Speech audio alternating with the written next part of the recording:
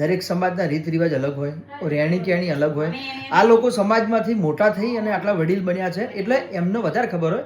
આપણે સાંભળી લેવાનું અને આપણે કરવાનું. તમારે ખાલી એટલી જ એક્સપેક્ટેશન છે કે ભાઈ મને મા બાપ જેટલો પ્રેમ મળે, આટલું જ ને, તો એ પ્રેમ મળશે. બરોબર. મારી ગણતરી કેવી હોય કે જે લગ્ન કરે ને પ્રોપર રહે. મને તો ધારો કે પતિ પત્નીના સંબંધો બગડે ને તો મને એ કેસમાં એવું થાય કે ગમે તે કરી સમાધાન થાય. એટલે આપણે અગાઉ તો શું, હજી આપણે આગળ વધ્યા નહીં. આપણું સ્ટેપ એક પૂરું થયું પણ આગળ નહીં વધ્યા, તો એના પહેલાં બધું ક્લિયર થઈ જાય. અને આ વસ્તુ એવું નહીં કે તમારા ઉપર આક્ષેપ નહીં નાખતા, પણ એમને ખાલી વાત કરી એટલે મેં જ કીધું, મેં તો બોલાવો આપણે વાત કરી.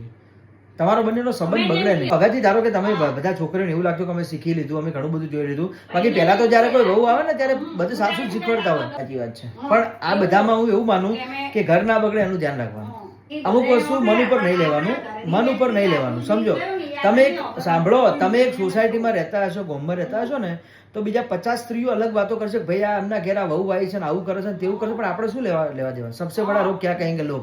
જેને જે કેવું હોય કે આપણે આપણું ઘર સાચવવાનું અને લોકોમાં ધ્યાન બી નહીં આપવાનું. આપણે તમારે કેવું થાય, તમારે તમારા મમ્મી પપ્પા સાસુ સસરાની સેવા કરવાની, મેહુલભાઈને સાચવવાના, એમનો આખો પરિવાર તમને સાચવશે. આવી રીતે જીવન ચાલે.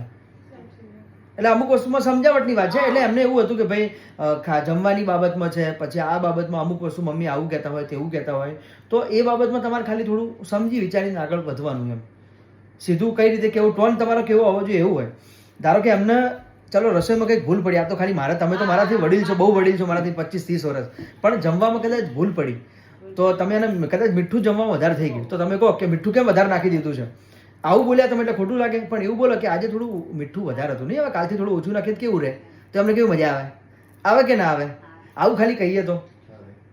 તીખું હોય ને એવું કે મરચું કેમ આટલું વધારે નાખ્યું છે, આવું મારા ઘરમાં કોઈ ખાતું નથી, તારા પપ્પાનું શું થશે, મેહુલનું શું થશે, આવું કહો. તમે તમારા છોકરાને વધારે ઓળખો છો, પણ પાછળથી એમને એવું કહો ખાલી કે ભાઈ આજે આપણે કદાચ તને ટેવ નહીં પણ અમારા ઘરમાં બધા મોડું ખાય છે, તો એ રીતે બને તો વધારે સારું.